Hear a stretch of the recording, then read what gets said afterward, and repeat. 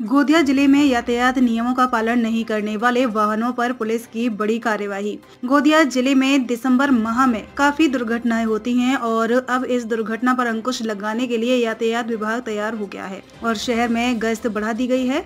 वाहनों के विरुद्ध कार्यवाही की जा रही है तथा असमय वाहन चलाने वाले वाहन चालकों के साथ साथ तेज गति से वाहन चलाने वाले दोपहिया वाहन चालकों, हेलमेट न पहनने वाले वाहनों के विरुद्ध कार्यवाही की गई है तथा अब तक 334 वाहनों पर कार्यवाही की गई है तथा 5 वाहनों पर कार्यवाही की गई है को भी जब्त कर लिया गया है और अब गोंदिया जिला परिवहन विभाग को एक इंटरसेप्टर वाहन मिल गया है और जल्द ही परिवहन विभाग को एक वाहन भी मिल जाएगा। ट्रैफिक पुलिस निरीक्षक नागेश भास्कर ने कहा कि जिले में तेज गति से वाहन चलाना, मोबाइल फोन पर कॉल करना, दोपहिया वाहनों पर हेलमेट का उपयोग नहीं करना जैसे विभिन्न प्रकार के वाहनों पर अंकुश लगाने के लिए यह वाहन महत्वपूर्ण होगा। वहीं कहा गया है कि इस वाहन से पूरे जिले में गश्त की जाएगी और यातायात नियमों का पालन नहीं करने वाले वाहनों पर कार्यवाही की जाएगी। अपघातावर गोंदिया जिल्ह्यात आळा घालण्यासाठी आता आपण विशेष मोहिमांचं आयोजन करत आहेत। त्यासाठी आपण काल दिनांक 13/12/2024 रोजी विशेष मोहीम संपूर्ण जिल्ह्यात राबवून ट्रिपल सीट चालवणे, बेदरकारपणे वाहन चालवणे अशा वाहन चालकांवर एकूण 334 केसेस दाखल केलेल्या आहेत। त्यापैकी 5 टू व्हीलर देखील जप्त केलेल्या आहेत आणि यापुढे आपण अशीच कारवाई चालू ठेवणार आहे। त्याचप्रमाणे अतिवेगाने वाहन चालवणाऱ्या वाहनांवर कारवाई करण्यासाठी गोंदिया जिल्ह्यासाठी आपल्याला इंटरसेप्टर व्हेकल देखील शासनाकडून मंजूर करण्यात आलेली आहे। लवकरच ती आपल्या गोंदिया जिल्हा वाहतूक शाखेमध्ये रुजू होईल आणि त्यावेळेस मग आपल्याला मोबाईल टॉकिंग, अतिवेगाने वाहन चालवणे यांना चालू गाडीतून देखील फाईन मारणं शक्य होणार आहे। त्यामुळे आपल्या अपघातांवर नक्कीच त्याचं कमी करण्यामध्ये आपले योगदान असणार आहे। शहरामध्ये कुठे पेट्रोलिंग राबवण्यात येते अशा पद्धतीची? शहरामध्ये पेट्रोलिंग जी असणार आहे ती इंटरसेप्टर व्हेकल आल्यानंतर संपूर्ण जिल्ह्यात ती फिरणार आहे।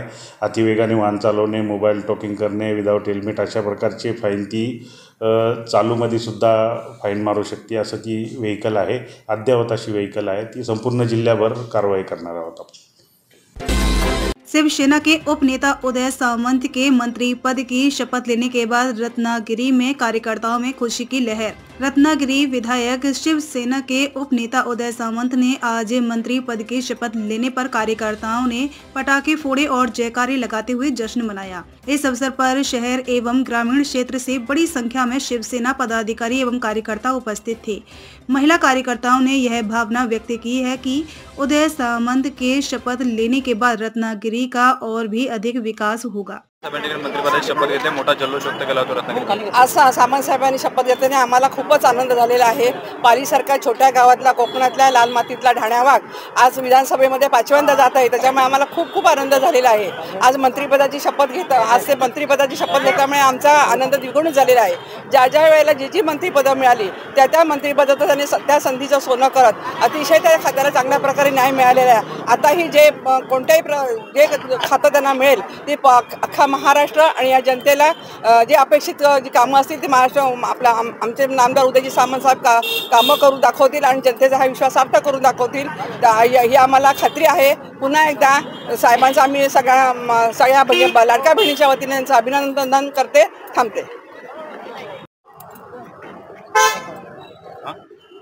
उदय सामंत यांनी मंत्रिपदाची शपथ घेतली, रत्नागिरीत मोठा जल्लोष महिला पदाधिकारी म्हणून होतोय, काय सांगता? नक्कीच आमचा सगळ्यांचा आनंद गगनामध्ये मावत नाहीये, कारण सामंत साहेबांना मंत्रिपद मिळणार ही काळ्या दगडावरची रेघ होती आणि सामंत साहेबांना मंत्रिपद मिळाल्यावर ते महाराष्ट्राला, पूर्ण महाराष्ट्राला अभिमान वाटेल असं कोकणामधून ते काम करून देणार याची खात्री आम्हा सगळ्यांना आहे। कुठचंही काम त्यांनी हाती घेतलं ते अतिशय चांगल्या प्रकारे पार पडतात। त्याच्यामध्ये त्यांच्या कामामध्ये असणारी सुसूत्रता, सर्वसामान्य माणसाला न्याय देण्याची त्यांची पद्धती ही सगळ्यांनाच भावते आणि या सगळ्याचा विचार करता त्यांना मिळालेलं जे मंत्रिपद आहे त्याचा ते नक्कीच चांगल्या प्रकारे उपयोग करतील, सर्वसामान्य जनतेला न्याय देतील याची खात्री आम्हाला आहे। आम्हा सर्व महिला भगिनींकडून आम्ही सामंत साहेबांना शुभेच्छा देतो। थांबते। जय हिंद, जय महाराष्ट्र। रायगढ़ से पेन तालुका के जोहे में गोली लगने से एक महिला पुलिस कर्मचारी घायल हो गई है। दादर सागरी पुलिस स्टेशन में बंदूक साफ करते समय अचानक गोली चलने से उनके पैर में गोली लग गई। उक्त महिला कर्मचारी को इलाज के लिए पेन स्थित अस्पताल में भर्ती कराया गया। रायगढ़ जिले से पेन तालुका के दादर सागरी पुलिस स्टेशन की एक महिला कर्मचारी बंदूक साफ करते समय गोली लगने से घायल हो गई है। पुलिस स्टेशन में बंदूक साफ करते समय पैर में गोली लगने से नूतन लाड घायल हो गई है। उन्हें इलाज के लिए उप जिला अस्पताल पेन में भर्ती कराया गया है। विस्तृत घटना यह है कि दादर सागरी पुलिस स्टेशन की महिला पुलिस कर्मचारी नूतन रामचंद्र लाड थाने में बंदूक की सफाई कर रही थी, तभी अचानक गोली चल गई। गोली नूतन लाड के पैर में लगी और वह घायल हो गई।